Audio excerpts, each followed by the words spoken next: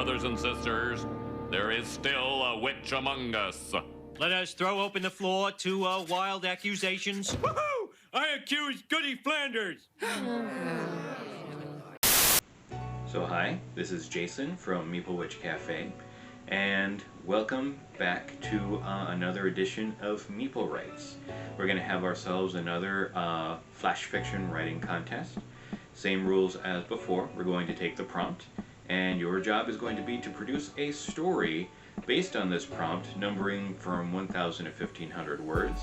We'll have more rules in the fine print, and if you go to meeplewitchcafe.com, you should be able to download the document that contains all the rules if you need something hard copy to look at while you write. So the prompt for our contest going into June is going to be based on a deception game. Those of you who are familiar with Werewolf or Mafia or Secret Hitler know how deception games work.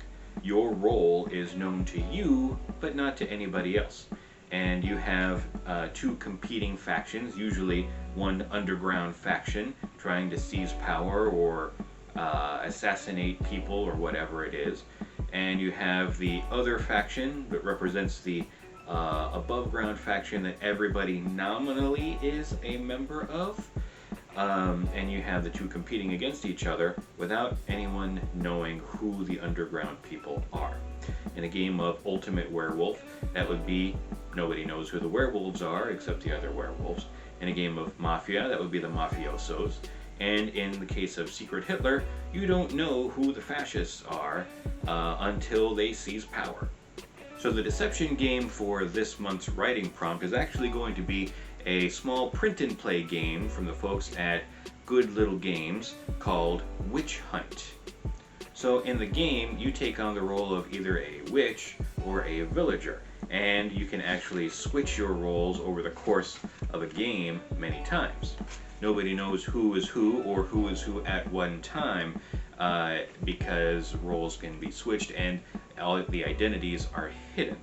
Once accusations are made, or once you can reveal yourself in order to gain some sort of advantage, then who you are is known, but not for very long, because as I said, roles can switch.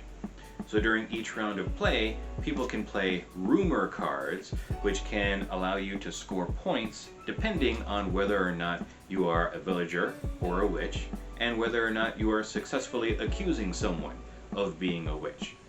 And it's from the play of these rumor cards that we're going to get the fodder for our flash fiction, because this is where things get interesting as we accuse hidden witches, real or imagined, of having certain powers, and maybe we're right, and maybe they can have their revenge. Let's come to our senses, everyone. This witch hunt is turning into a circus. She's the witch. Yeah! She's the witch. I was just about to accuse her. My rumor cards, we'll go ahead and we'll deal out 4 of them. Maybe 5, I don't know. We'll see. A wart, rumor. A broomstick. A hooked nose. The Inquisition. A pointed hat. So, the angry mob. So, the ducking stool. It's going to be very interesting in how we can actually use these as tools to construct a narrative. I'm looking forward to see what you guys can do. One last card, the Cauldron.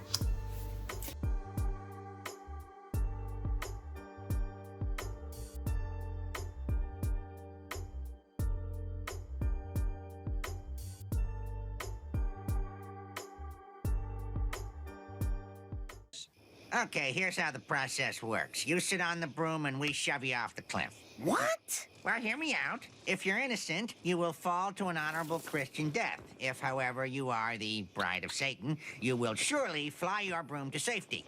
At that point, you will report back here for torture and beheading. Tough, but fair. Stop! Doesn't the Bible say, judge not lest ye be judged? The Bible says a lot of things. Shove